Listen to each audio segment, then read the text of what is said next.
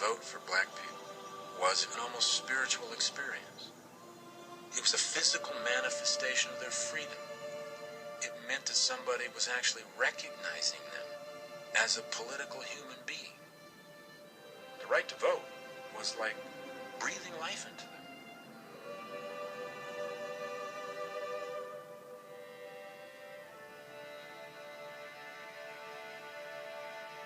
Many white Southerners boycotted the elections.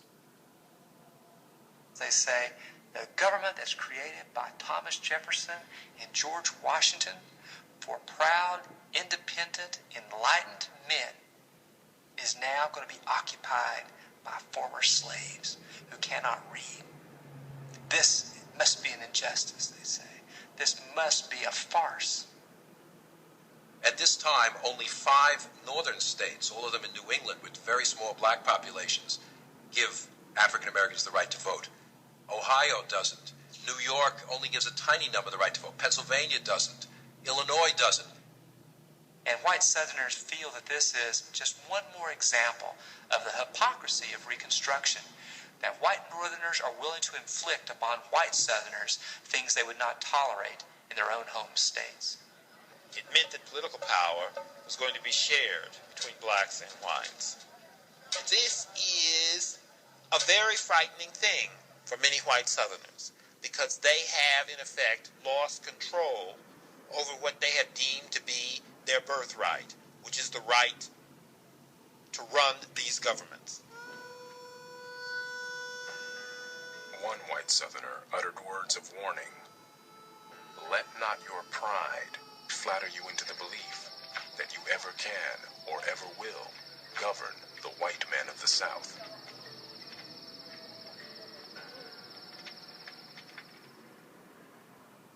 There was one thing that white Southerners feared more than anything else. They used one word for lots of different kinds of things. They called it Negro rule. Well, when you have a black sheriff with a gun, that's Negro rule. Sometimes, even if you have a black postmaster who makes white women stand in line to get stamps, that could be Negro rule. It all looks like Negro rule. And it's hard for white Southerners to get a sense of proportion about all this, because they consider all of it a violation of the natural order, a violation of the way that the things should be.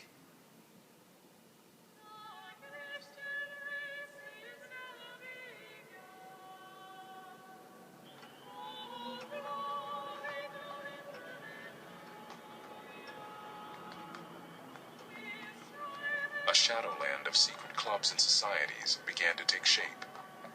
In Mississippi, the White Liners. In Louisiana, the Knights of the White Camellia. And across the South, the Ku Klux Klan.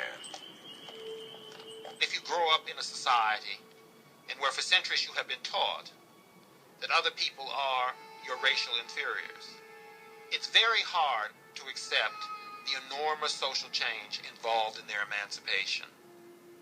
Any benefit that accrued to blackness was interpreted as a loss of whiteness.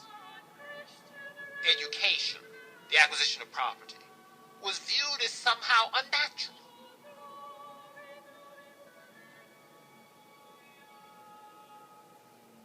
The Ku Klux Klan does not see itself as lawlessness, but as the law. Because they do not believe that black men deserve political power or know what to do with it once they have it, they think that it's their right, maybe even their Christian responsibility, to destroy black political power before it has a chance to become too entrenched.